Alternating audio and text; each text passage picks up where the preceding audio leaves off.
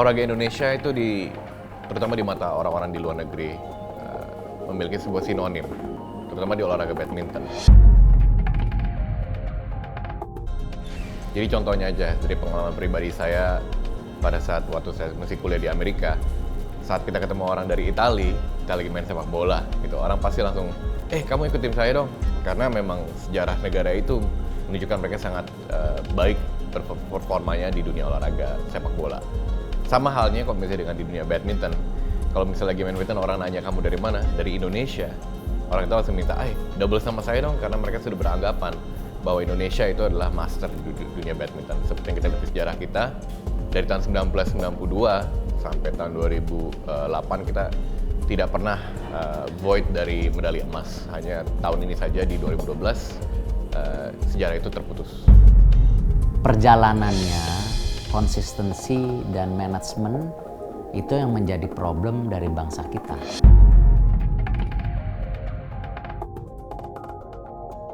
Dan akhirnya fasilitasnya terbengkalai, pembangunan yang sudah diterapkan juga ditinggalkan. Kalau dulu mungkin secara latihan ataupun secara investasi mungkin tidak sebesar sekarang. Karena ya kalau dulu ala kadarnya latihan mungkin di lapangan, lalu juga ya keseriusan dari seorang pemain itu juga mungkin ya serius, tapi mungkin lawan juga nggak sebanyak sekarang. Karena dengan masuknya bulu tangkis ke Olimpiade, tentunya ini membawa perubahan juga dalam peta kekuatan bulu tangkis. Kalau dulu mungkin negara-negara contohnya mungkin Eropa Timur yang masih belum mengenal bulu tangkis, masih kayaknya nggak tahu ya. Tapi dengan masuknya bulu tangkis ini sendiri, mereka juga sekarang berlomba-lomba untuk melatih atletnya untuk bisa meraih prestasi karena ada medali emas di Olimpiade itu sendiri. Yang saya lihat waktu zaman saya pun itu masyarakat orang tuanya sendiri untuk menerjunkan anak untuk ke dunia olahraga itu udah takut. Karena benar-benar kayaknya paradigmanya untuk seluruh orang bahwa menjadi atlet itu adalah madesu gitu. Pengalaman dari kita ya waktu masuk pelatnas itu 20 orang.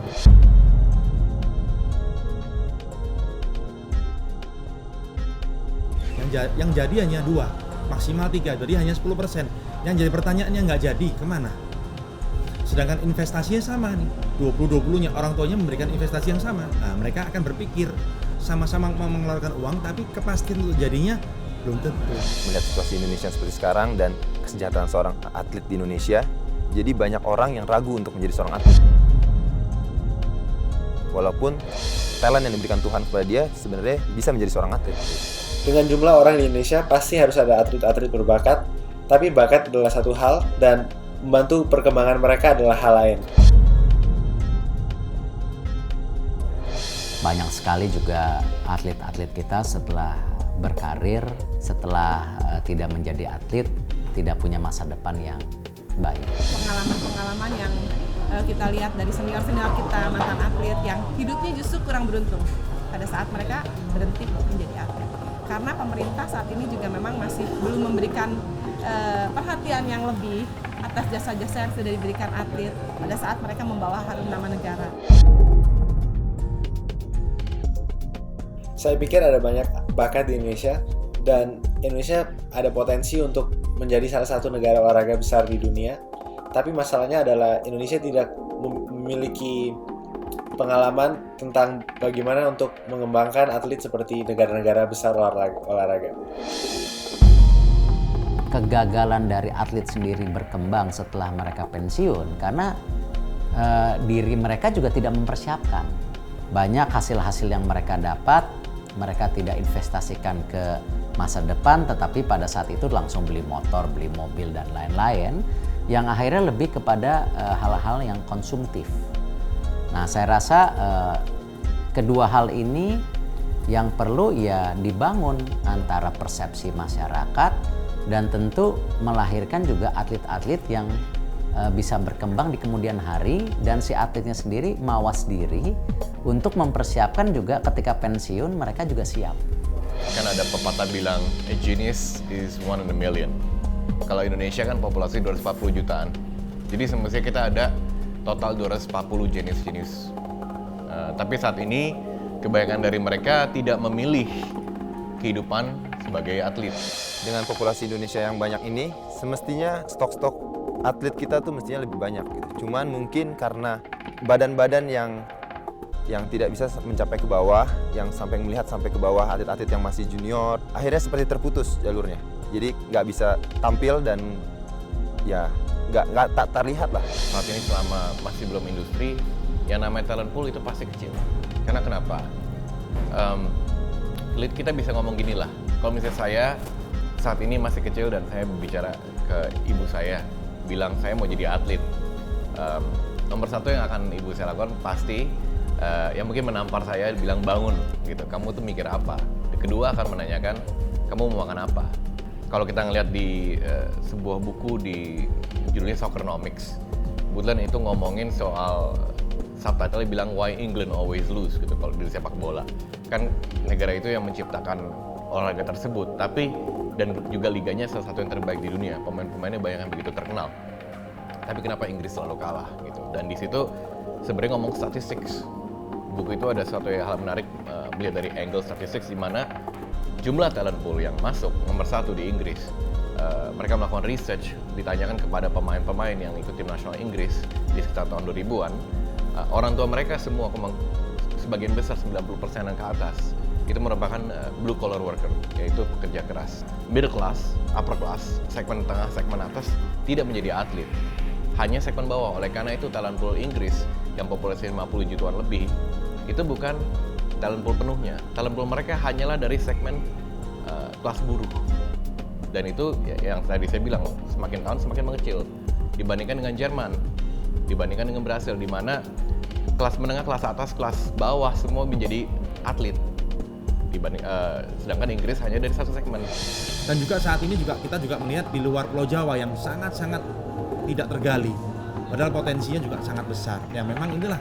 Jadi bagaimana pemerintah atau ya mungkin swasta atau siapapun lah, bagaimana kita bisa mencanangkan olahraga ini sesuatu yang harus diikuti oleh setiap melalui sekolah mungkin, dan juga melalui orang tua harus diajak gitu, karena tidak ada kejelasan sebetulnya kenapa salah satunya olahraga di Indonesia ini akhirnya perkembangannya kalau kita melihat jalan di tempat, bukan mundur ya. Dibandingkan dengan negara lain, golden age negara kita itu lebih tua dibandingkan negara-negara lain. Golden age itu umur-umur gemilang. Jadi di saat umur kita yang mestinya umur gemilangnya itu 23, 24 tahun, di negara lain 19, 20 tahun gitu.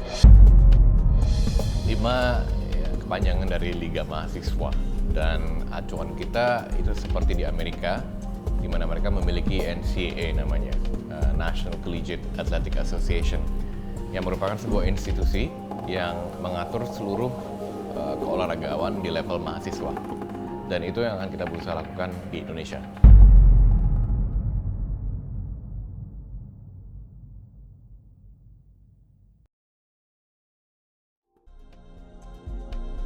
Zaman dulu waktu kita gitu, saya sebelum saya juga kan ada Mbak Yayuk Basuki gitu. Itu kehebatannya itu bukan masalah power, bukan masalah fisik gitu. Tapi kita main itu very smart. Tangan kita itu dulu kayaknya yang bule-bule nggak bisa ada, kayak yang tangannya yang main pinter gitu tuh nggak ada. Itu karena talent. Kalau nggak ada talent itu nggak akan bisa sih. Pelatih dari China sendiri mengatakan bahwa bibit terbaik di dunia yang alami itu ada di Indonesia. Kalau mungkin di Korea atau di China, bibit itu dibentuk.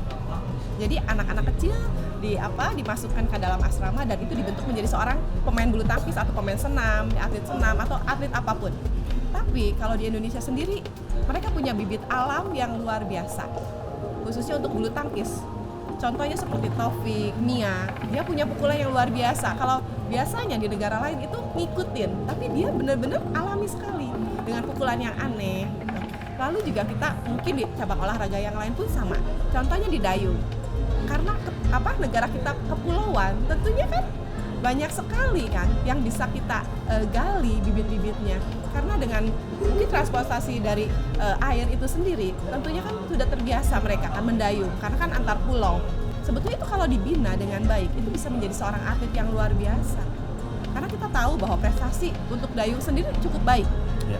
Nah, ini tinggal istilahnya ya dari pemerintah bagaimana membina, mengarahkan sehingga atlet-atlet alami ini menjadi atlet-atlet dunia.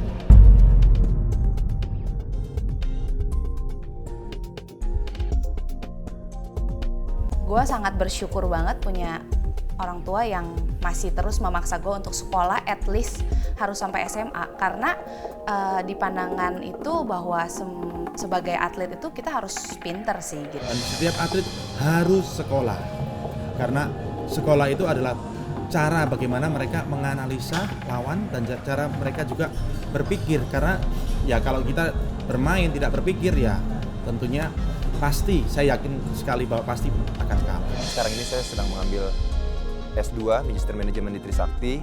Kenapa saya berpikir sedemikian? Karena menurut saya hal itu sangat mendukung saya nantinya berkarir sebagai atlet dan juga nantinya sesudah atlet. Itu yang mendukung saya nantinya menjadi seorang manusia yang berkualitas. Pendidikan sangat penting untuk olahraga. Sebagai pesepak bola, saya merasa bahwa sepak bola bukan hanya tentang kekuatan dan kecepatan, tetapi juga tentang pengetahuan dan pemahaman. Pendidikan itu membantu besar sekali dengan aspek taktik permainan yang sangat penting untuk menjadi pesepak bola top. Contohnya mungkin menghafal lawan, ya, melihat kelemahan dan kelebihan lawan, lalu juga mereka menerapkan strategi untuk persiapan pada saat melawan lawan itu. Contohnya di lapangan pun sama gitu. Ini arah lampu seperti apa, angin seperti apa, gedung seperti apa, kita harus seperti apa. Jadi hal-hal seperti itu sebetulnya ya kita bisa belajar di sekolahan kan. Orang biasa belajar, menghafal, akhirnya pada saat kita bertanding, kita tuh lebih yakin. Karena kita tahu bahwa lawan kita tuh seperti apa. Di samping itu juga, kita kan terus melakukan, bukan penelitian, tapi melakukan catatan-catatan, mencatat semuanya. Nah itu kan kita bisa belajar dari sekolah. Kalau otak kita nggak diasah, bagaimana kita bisa mengalahkan lawan? Kalau kita nggak membiasakan diri untuk belajar dalam segala hal, bagaimana kita bisa bermain mengambil keputusan, karena pada saat pertandingan hanya kita sendiri yang memutuskan bagaimana kita merubah strategi, bagaimana kita menerapkan apa yang kita siapkan untuk melawan lawan. Dan memang sering terjadi bahwa kan beberapa pemain kalau kalah, wah saya blank nih. Sebetulnya bukan blank, karena persiapannya kurang. Saya yakin sekali, jadi tidak ada namanya blank. Jadi mereka tidak biasa berpikir pada saat mereka menghadapi tekanan, pada saat mereka menghadapi kesulitan, mereka tidak bisa berpikir lagi dengan baik. Jadi itu yang terjadi sebetulnya. Jadi betapa pentingnya sekolah maupun berpikir, sebetulnya cara berpikir yang penting. Jadi bagaimana mempunyai satu persiapan yang baik, strategi yang baik pada saat menghadapi lawan. Kita memperkenalkan konsep student athlete, di mana seperti di NCAA ada requirement di mana IPK harus minimum 2,0. Kami melakukan itu karena seperti katanya termnya bilang student athlete, masih student gitu, full time student, full time athlete gitu. Jadi ada tanggung jawab di mana murid-murid tersebut sebagai layaknya seorang mahasiswa memprioritaskan juga kehidupan kemahasiswaan mereka dari sisi edukasi. Mereka sudah jadi bintang. Nah, tiba-tiba cedera, tidak bisa main basket lagi, atau tidak bisa main bulu tangkis lagi, atau tidak bisa renang lagi. Paling tidak ada prestasi di dunia pendidikannya dengan IP yang baik, mereka kan tetap bisa meneruskan di karir yang lain. Ada persentase signifikan di mana CEO dari Fortune 500 companies, yaitu 500 perusahaan terbesar di seluruh dunia, yang lulusannya itu merupakan lulusan dari NCAA. Jadi saya rasa itu bukan sebuah kebetulan, karena kehidupan student athlete itu sangat demanding. Jadi yang tadi saya bilang full time student, full time athlete. Mereka harus mengejar secara akademis mereka harus bisa, secara atletik mereka bersaing dengan tim-timnya, dan itu mengajarkan banyak hal. Satu, time management. Kedua, pressure management, leadership, communication, disiplin, dan seterusnya. Dan itu merupakan hal-hal yang sangat penting untuk kehidupan corporate. Jadi transisi buat mereka tidak terlalu susah, karena dari sisi selama mereka menjadi student athlete di NCAA, mereka mendapatkan semua itu dalam sehari-harinya.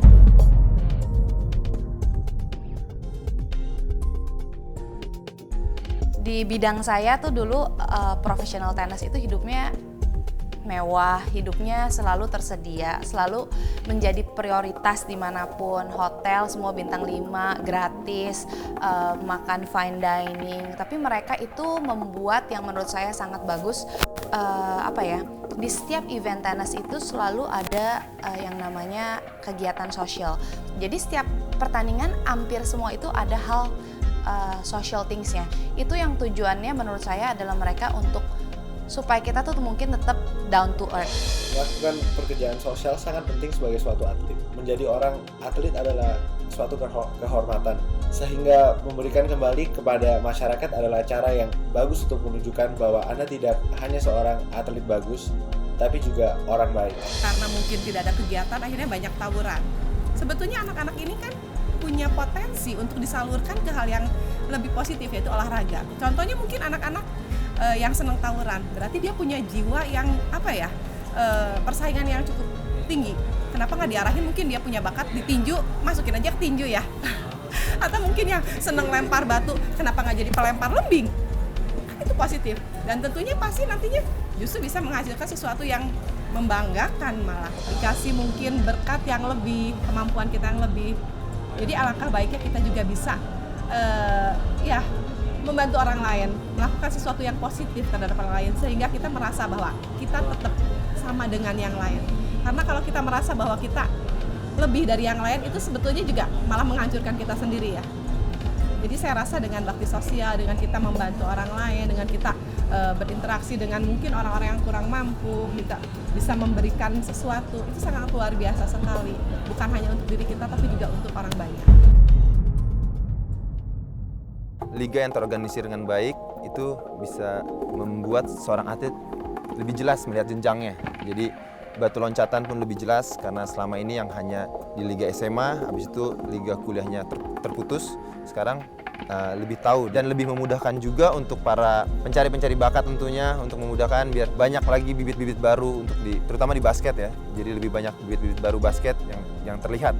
Pastinya sebagai orang tua, karena sekarang saya sudah sebagai seorang ibu, tentunya saya juga melihat bahwa saya pasti akan mendukung anak saya untuk menjadi seorang atlet. Kalaupun mereka tidak menjadi juara dunia, tapi paling tidak pada saat mereka mungkin masuk universitas, mereka dapat beasiswa, mereka dapat dapat penghargaan lewat mungkin ya karena prestasi, karena keahlian seorang anak mungkin dalam olahraga. Ini sangat membantu sekali, dan juga pastinya menjadikan mungkin masyarakat juga pasti akan mendukung anak-anaknya menjadi olahragawan ya, karena dengan ada kepastian ini. Karena mungkin kalaupun mereka memang tidak berhasil menjadi juara, mungkin juara dunia, tapi mereka tetap berhasil dalam pendidikan. Saya yakin manajemen 5 juga, karena ini sejarah, mereka sangat serius melakukan ini. Walaupun kita sepakat kita start dari yang kecil. Kita fokus, tapi kita akan jadi expertise.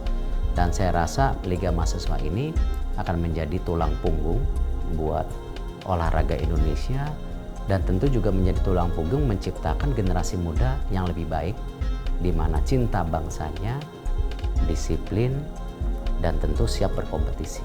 Kalau sebelumnya, kalau tidak menjadi atlet, tentunya mereka tuh ya sudah nggak bisa jadi apa-apa. Tapi dengan adanya Liga Mahasiswa ini, di mana mungkin universitas-universitas memberikan beasiswa, tentunya ini menjadi satu jaminan dan kepastian untuk atlet-atlet itu bahwa mereka tidak mungkin terlantar. Ya tentunya dengan adanya Liga Mahasiswa ini kita harus support, dan juga tentunya akan lebih banyak lagi nanti bibit-bibit yang berpotensi dari daerah yang lebih terjaring nantinya untuk mau berolahraga. Karena saat ini memang kita sangat berharap lebih banyak lagi bibit-bibit, bukan hanya di bidang olahraga bulu tangkis, tapi semua cabang yang nantinya akan lebih bisa terjaring dengan baik.